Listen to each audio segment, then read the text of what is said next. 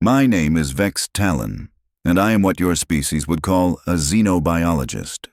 For 3 cycles of your sun, I have been documenting the bizarre behaviors of various galactic civilizations for the Zephyrian Imperial Archive. I thought I had seen everything. Warrior races that could bench press small moons, technological marvels that could fold space like origami, even species that had transcended physical form entirely. But humans? Oh, sweet cosmic irony. Humans were supposed to be the comedic relief of the galaxy. When I first received my assignment to study Earth, my tentacles literally went limp with disappointment. Really? The monkey descendants who barely figured out fire 3 million rotations ago? The same species that somehow managed to split atoms before they figured out how to stop killing each other over invisible lines on maps? My supervisor, High Curator Zinvos, had chuckled with all 4 of her throats when she handed me the datapad. Think of it as a vacation, Vex-Talon. Document their quaint little wars, maybe catch one of their amusing sporting events. File a standard primitive civilization report and enjoy some downtime. Downtime. Huh. If only I had known. I positioned my cloaked observation vessel in high orbit, activated the deep scan sensors, and began what I assumed would be the most boring assignment of my career. The initial readings were exactly what I expected. Nuclear weapons pointed at each other like a cosmic joke, primitive spacecraft that could barely escape their own gravity well, and enough carbon emissions to choke a Glorbarian gas whale. Typical Category 7 species, I muttered into my recording device, my translator automatically converting my native clicks and whistles into standard Galactic. Shows promise, but lacks the basic survival instinct to avoid self-annihilation. Recommend continued observation for entertainment value only. But then something caught my attention. The ocean readings were wrong. Now I have studied over 400 different worlds, and ocean floors typically show predictable patterns. Sediment layers, tectonic activity, maybe some interesting mineral deposits. Earth's ocean floors showed all of that, plus something else. Massive geometric anomalies scattered across the deepest trenches, each one roughly the size of your largest cities. I recalibrated my sensors 3 times. The readings remained consistent. Computer, analyze geometric patterns detected in Earth's oceanic trenches. Analysis complete. Patterns suggest artificial construction. Estimated construction date, approximately 12,000 Earth years ago. 12,000 years. That would place construction well before humans developed agriculture, let alone advanced technology. I felt my secondary brain kick into gear, the one we Zephyrians use for complex problem solving. Run deep penetration scan, maximum intensity. The results made my blood sacs freeze solid. Beneath Earth's oceans lay not 1, not 10, but over 1 million perfectly preserved spacecraft. Each vessel was roughly 2 kilometers in length, arranged in precise formations across 17 different underwater locations. The energy signatures were dormant but intact, and the metallurgy analysis showed alloys that would make our best Imperial engineers weep with envy. I stared at the readings for approximately 1 full rotation of your planet, my 4 eyes refusing to process what they were seeing. Then I did what any rational xenobiologist would do in such circumstances. I panicked. "This is impossible," I transmitted to my ship's AI, my voice climbing 3 octaves. Primitive species do not possess million-ship fleets. Primitive species do not hide fleets beneath their own oceans. Primitive species certainly do not build vessels using metamaterial composites that our own Imperium only developed 50 cycles ago. The AI responded with its characteristic lack of emotion. Perhaps they are not as primitive as initially assessed. Not as primitive. The understatement of the millennium. I immediately began a comprehensive surface scan, looking for any signs of advanced technology. Surely, a species capable of constructing such a fleet would have obvious technological indicators scattered across their planet's surface. But the scans showed exactly what I had seen before. Humans arguing about politics, humans watching entertainment broadcasts, humans consuming alarming quantities of caffeine, and humans doing that bizarre mating ritual they call dancing. It made no sense. How could a species simultaneously be primitive enough to still use fossil fuels, while advanced enough to construct a hidden armada that could challenge the combined forces of the Galactic Council? I spent 7 rotations analyzing every piece of data, cross-referencing with every known technological development pattern in our databases. The conclusion was always the same. Impossible. But impossible or not, the fleet was there. And if it was there, that meant humans had been playing a very, very long game. On the 8th day of my investigation, something happened that changed everything. A priority transmission arrived from the Galactic Council's Emergency Response Division. The message was brief but terrifying. Unknown hostile fleet detected approaching Sector 9. Composition, approximately 800 vessels of unknown configuration. All available forces requested for immediate response. Sector 9. That was only 4 jump points from Earth. I quickly cross-referenced the hostile fleet specifications with my readings of Earth's hidden armada. The metallurgy signatures matched, the energy output patterns matched. Even the geometric design principles showed remarkable similarities. Someone had found humanity's little secret, and they had brought friends. I watched through my sensors as the hostile fleet took position just beyond Earth's solar system. They maintained perfect formation, clearly waiting for something. The silence stretched for hours, broken only by the occasional burst of encrypted communications between the unknown vessels. Then, at precisely 14:23 Earth Standard Time, something magnificent and terrifying happened. The ocean floor opened. Not metaphorically, not gradually, but with the precision of a master craftsman unveiling their greatest work. 17 massive sections of the seafloor simply folded away, revealing the hidden ports beneath. Water displaced upward in towering columns that could be seen from space, and from those depths rose humanity's secret. The first ship to surface was unlike anything I had ever seen. Sleek where our vessels were angular, organic-looking where ours appeared mechanical. It moved through water as easily as it moved through space. Its hull seemed to shift and flow like liquid metal, and energy patterns danced across its surface in hypnotic spirals. Then came the second ship, then the third, then thousands more. I found myself laughing, a sound that came out as something between a wheeze and a whistle. "Oh, you magnificent devious primates," I whispered. "You have been lying to the entire galaxy for 12,000 years. The human fleet formed up with military precision that would have impressed our finest admirals. No wasted movement, no confused signals, just smooth, coordinated action that spoke of centuries of practice. These were not newly awakened ships stumbling into combat. These were vessels that had been maintained, upgraded, and prepared for exactly this moment." As the last ship cleared the ocean surface, a communication channel opened between the human fleet and their mysterious visitors. I quickly tuned in, expecting to hear typical pre-battle posturing or demands for surrender. Instead, I heard laughter. "Admiral Reeves to unknown vessels," came a distinctly human voice, carrying an undertone of amusement that sent chills down my spine. "You boys seem a little lost. This is a restricted system. I am going to have to ask you to turn around and head back the way you came." The response was immediate, and filled with the kind of arrogance that had gotten many species erased from galactic history. "Primitive humans, you face the dominion of Kethmar. Surrender your pathetic world immediately, or we will demonstrate the futility of resistance." There was a pause. Then Admiral Reeves spoke again, and this time I could practically hear the smile in his voice. "Gentlemen, you have just made a very serious tactical error. You see, we have been preparing for visitors like you for quite some time. Computer, please inform our guests exactly how long we have been waiting." A synthesized voice responded over the channel.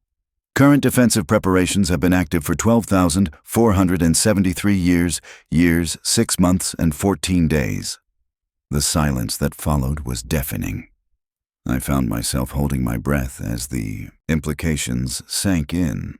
Humans had not just been hiding a fleet. They had been preparing for war since before most galactic civilizations had achieved spaceflight. While the rest of us had been busy with conquest and politics, humanity had been quietly, methodically, preparing for the day when the galaxy would come calling. The Kethmar commander's voice returned, but now it carried a note of uncertainty. Impossible. Our intelligence indicates your species only achieved spaceflight within the last century. Your intelligence, Admiral Reeves replied, has been carefully managed. Allow me to provide you with some updated information. What happened next will haunt my dreams until the day I molt my final shell. The human fleet did not attack. They did not posture or threaten. Instead, they simply demonstrated. Every ship in the human armada simultaneously activated what I can only describe as reality-warping technology. Space itself seemed to ripple around their vessels, and I watched my sensors struggle to make sense of readings that should have been impossible. Energy output levels spiked beyond anything I had ever recorded, and the very fabric of space-time appeared to bend around the human formation. Then, as suddenly as it had begun, the demonstration ended. The energy readings returned to normal, space stopped warping, and the human fleet resumed its perfectly ordered formation. But the message was clear. We are not what you think we are. The Kethmar fleet, which had approached with such confidence, was now maintaining a very respectful distance. I could practically feel their sensors working overtime, trying to analyze what they had just witnessed. As you can see, Admiral Reeves continued conversationally, we have had considerable time to prepare for this conversation. Now, I believe you mentioned something about surrender. The response was immediate. This sector is under Galactic Council protection. You cannot simply...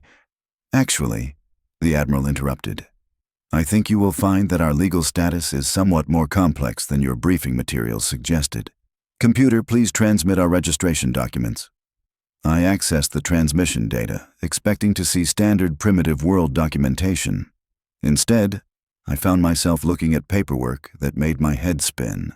Legal documents dating back thousands of years, carefully filed with every major galactic government, establishing Earth as a sovereign system under ancient protection treaties that I had never heard of.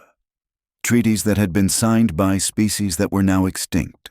Treaties that had been witnessed by beings that predated the current Galactic Council. Treaties that made any invasion of the Sol system a direct violation of laws so old and fundamental that breaking them would trigger automatic retaliation from security systems built into the very structure of galactic civilization itself. You see, Admiral Reeves explained, we have been playing the long game for quite some time. Every species that has visited our system over the past 12 millennia has been carefully observed, analyzed, and cataloged. We know your technologies, your tactics, your political structures, and your weaknesses better than you know them yourselves. I felt a chill run through my entire circulatory system as the full implications hit me. Humans had not been hiding from galactic civilization. They had been studying it. Every explorer who had passed through their system, every scout ship that had taken readings, every casual survey mission had been feeding information back to a species that was far, far more advanced than anyone had imagined. The Kethmar commander's voice had lost all of its earlier arrogance. This changes nothing. The Dominion has conquered hundreds of worlds. Your threats mean nothing, too. Oh, I am not threatening you, Admiral Reeves said, and I could hear the amusement returning to his voice. I am simply providing you with information. Computer, please show our guests the current status of the Kethmar home system. A holographic display activated, visible to all ships in the area. It showed a star system I did not recognize, with multiple planets and orbital installations. Everything appeared normal until I noticed the timestamps. The images were current, transmitted from somewhere within Kethmar space. As you can see, the Admiral continued, we have had monitoring stations in your territory for approximately 2,000 years. Lovely planets, by the way, especially Keth Prime. Beautiful oceans. We particularly enjoyed watching your younglings learn to swim in the coral reefs of the northern continent. The silence was so complete I could hear my own heart's beating. You are welcome to attempt an invasion, Admiral Reeves concluded. But I feel obligated to point out that doing so would result in the immediate activation of our defensive protocols, which include but are not limited to the complete sterilization of any hostile civilization. We have had 12,000 years to refine these protocols. They are quite thorough. The Kethmar fleet began moving immediately, not toward Earth but away from it, accelerating toward the edge of the system with what could only be described as panic-level urgency. As I watched them flee, I began to understand the magnificent scope of what I was witnessing. Humans had not just been hiding a fleet. They had been running the most elaborate counterintelligence operation in galactic history, allowing everyone to believe they were primitive while secretly becoming the most advanced and dangerous species in known space. And I was the only outside observer to witness their revelation. The aftermath of the Kethmar fleet's hasty retreat left me floating in stunned silence, my observation vessel's sensors still recording the impossible energy signatures emanating from humanity's revealed armada. I thought the show was over. I thought I had seen the pinnacle of human deception. I was wrong. Again. 3 standard hours after the Kethmar departure, my communications array lit up like a festival display. Incoming transmissions from 17 different galactic civilizations, all demanding immediate clarification of the events in the Sol system. Apparently, the energy discharge from humanity's demonstration had been detected across half the galaxy. "Attention unidentified vessel in Sol system," came the first transmission, bearing the insignia of the Altarian Republic. "You are commanded to provide immediate tactical assessment of unknown hostile activities." Before I could respond, another signal overrode the first. "Zephyrian observation craft, this is the Hegemony Battle Command. Report status of primitive world designation Earth immediately." Then another. "Observer Vex-Talon. Galactic Trade Consortium requires emergency briefing on Sol system anomalies." My head began spinning. How did they know my name? How did they know I was here? I had been operating under full stealth protocols. A new voice cut through the cacophony, transmitted on a frequency I didn't even know existed. "Observer Vex-Talon, this is Admiral Martinez of the Earth Defense Coordination. We believe you may have some questions. Permission to come aboard?" "Come aboard?" My ship was cloaked, positioned in high orbit, equipped with military-grade stealth technology.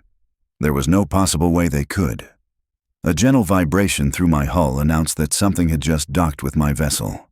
I tentatively made my way to the airlock, my tertiary brain running through approximately 47 different scenarios, none of which ended well for me. The airlock cycled, and in walked a human female wearing what appeared to be a simple jumpsuit, carrying nothing more threatening than a datapad and a steaming cup of that caffeine poison they consume. "Observer Vex-Talon, I presume," she said with a smile that somehow managed to be both friendly and absolutely terrifying. "I'm Commander Sarah Martinez. Thank you for accepting our invitation." What invitation? How did you even— My ship is cloaked." She took a sip of her beverage and gestured casually toward my sensor station. "Oh, we've been tracking you since you entered the system 3 weeks ago. Lovely ship, by the way. Zephyrian engineering at its finest. We particularly admired your gravitometric dampeners." I stared at her, my 4 eyes blinking in sequence as my brain tried to process this information. "That's impossible. Our stealth technology is the most advanced in the galaxy." "Was," she corrected gently. "It was the most advanced. We made some improvements about 8,000 years ago. Coffee?" She held up a second cup that had materialized from nowhere. My species cannot process caffeine. It's toxic to our nervous system." "Oh, this isn't coffee. It's Zephyrian spiced tea. We learned to make it from the last observer, who visited our system. Lovely fellow named Kex Morton. He stayed for about 6 months back in 4847 by your calendar." My secondary heart stopped beating. Kex Morton had been my predecessor, sent to observe Earth during what our records indicated was humanity's medieval period. According to official reports, he had filed a standard primitive civilization assessment and moved on to his next assignment. According to official reports, he had never made contact. Kex Morton made contact with your species? I managed to whisper. Oh, yes. Wonderful conversations about galactic politics, technological development, the usual observer topics. He was particularly interested in our shipbuilding techniques. She paused to take another sip. We were sad to see him go, but he had other systems to catalog. We sent him off with some gifts. New sensor upgrades, improved translation matrices, a few other trinkets. The implications hit me like a plasma torpedo. Every observer who has visited your system has been our guest, yes. We find your reports quite entertaining, actually, especially the ones about our primitive warfare and laughable technological development. The Council's assessment division has been reading human fiction for centuries without knowing it. I felt my legs give way and collapsed into my observation chair. How long have you been manipulating galactic intelligence? Commander Martinez settled into the chair across from me with the casual ease of someone who owned the place. Since approximately 10,847 Earth years ago, when we first detected extrasolar observation probes in our system, we realized that pretending to be primitive would buy us time to properly prepare for galactic contact. Prepare for what? Her expression grew serious, and for the first time since she had boarded my ship, I saw something other than amusement in her eyes. For what's coming, observer. The thing your Galactic Council has been trying very hard not to think about. She activated her datapad, and a holographic display filled my cabin. It showed a star map of local galactic space, but something was wrong with it. Entire sectors were marked in ominous red, and there was a pattern to the markings that made my skin crawl. 300 years ago, your people detected the first signs of extragalactic intrusion, she continued. Ships entering our galaxy from dark space, probing defenses, testing responses. The Council classified the information and decided not to share it with member civilizations. They thought panic would cause more damage than the actual threat. I studied the map, my analytical brain beginning to recognize the pattern. The red zones formed a rough spiral, originating from the galactic rim and moving inward. They're mapping us, learning our capabilities. Exactly, and they're very good at it. In the past 3 centuries, they have systematically eliminated 17 different civilizations, always making it look like natural disasters or internal conflicts. The Galactic Council knows, but they also know they don't have the military capacity to mount an effective defense. But you do. She smiled again, but this time there was steel in it. We've had 12,000 years to prepare, observer. Every species that has visited our system has unknowingly provided us with technological data, political intelligence, and military assessments. We know the exact capabilities of every ship in the galactic fleet. We know the economic output of every member world. We know the political weaknesses of every major government. And we know exactly what's coming from dark space. The holographic display shifted, showing the edge of galactic space. Red markers indicated the positions of the extragalactic forces, and the numbers made my blood run cold. Thousands of ships, each one larger than anything in the known galaxy. They call themselves the Void Collective, Martinez continued. They consume civilizations for resources, stripping entire systems of useful materials before moving on. They've been doing this for millions of years, galaxy by galaxy. We're next on their list. I stared at the display, trying to comprehend the scale of the threat. The Council doesn't know how bad it is, do they? The Council thinks they're dealing with a minor incursion that can be handled through diplomatic channels. They've been sending negotiation teams for the past 50 years. None have returned. But you knew. We've been intercepting Void Collective communications since they first entered galactic space. We know their technology, their tactics, and their timeline. They plan to begin full-scale invasion in approximately 18 months. The pieces began falling into place in my mind. The million-ship fleet isn't for defense. It's for offense.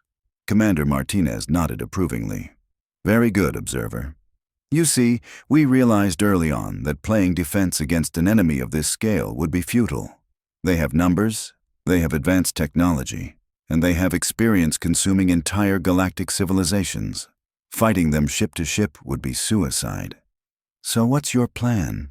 She leaned forward, and her voice dropped to a whisper that somehow made it infinitely more menacing. We're going to do what humans do best, Observer. We're going to cheat. The display changed again, showing detailed technical specifications for human vessels. The numbers were staggering.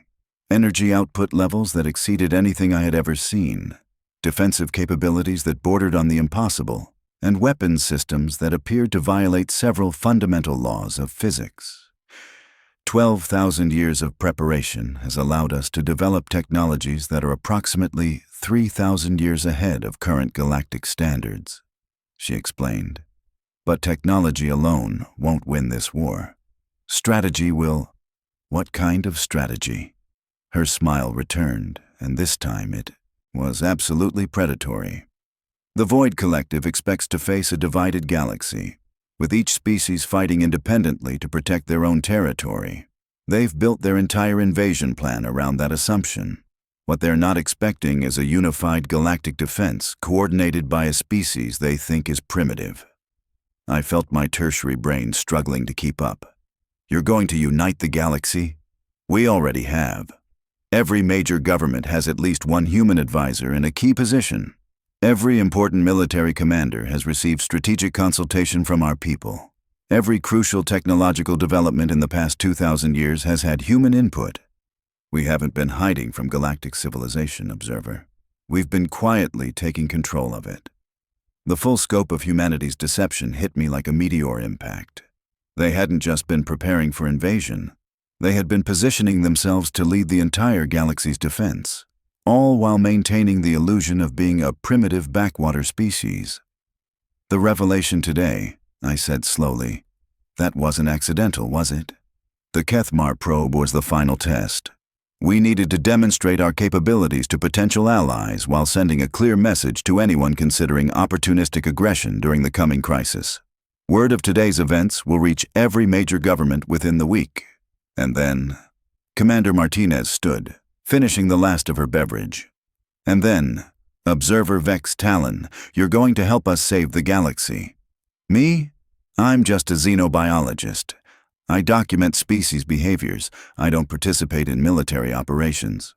Actually, you're the most important person in this room right now. Your report on today's events will be the first official documentation of humanity's true capabilities.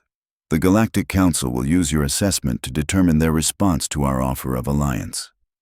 She handed me a data crystal that seemed to glow with its own inner light. This contains everything: technical specifications for our fleet, strategic analyses of the Void Collective threat, detailed plans for galactic defense coordination, and proof of every claim I've made today.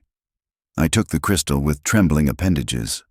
Why are you trusting me with this? How do you know I won't simply report you as a threat to galactic stability? Her expression grew gentle, almost maternal. Because, Observer, you've spent your entire career studying the behavior of different species. You understand better than most that survival often requires adaptation. The galaxy is about to face an existential threat, and adaptation means accepting help from unexpected sources. She paused at the airlock, looking back with that same friendly yet terrifying smile. Besides, we've read your previous reports. You have an excellent track record of objective analysis, even when the truth is uncomfortable. The galaxy is going to need that kind of honesty in the coming months. As the airlock cycled shut behind her, I sat alone with the data crystal, my mind reeling from everything I had learned. Humanity had orchestrated the most successful long-term deception in galactic history, positioning themselves as the secret guardians of civilizations that didn't even know they needed guarding. And now they were asking me to help them reveal the truth. I activated my ship's communication array and began composing my report to the Galactic Council. For the first time in my career, I was about to file an assessment that would fundamentally change everything we thought we knew about our place in the universe. Priority transmission to High Curator Zin Voss, I began. Subject: immediate reassessment of Earth species classification. Recommendation: upgrade from Category 7 primitive civilization to Category 1 strategic ally. I paused, looking out at the human fleet still maintaining perfect formation in Earth's orbital space. Ships that could reshape the balance of galactic power, crewed by beings who had been playing a game so complex that we hadn't even realized we were pieces on their board. Additional note, I continued. Request immediate council session to discuss extragalactic threat assessment and proposed alliance protocols. Time may be more critical than previously understood. As I transmitted the report, I realized that I was no longer just an observer. I had become a participant in what might be the most important moment in galactic history. The humans had been right about one thing: the galaxy was about to change forever. And thanks to 12,000 years of careful preparation by a species we had dismissed as primitive monkeys, we actually had a chance of surviving what was coming. The irony was so perfect it almost made me laugh. Almost.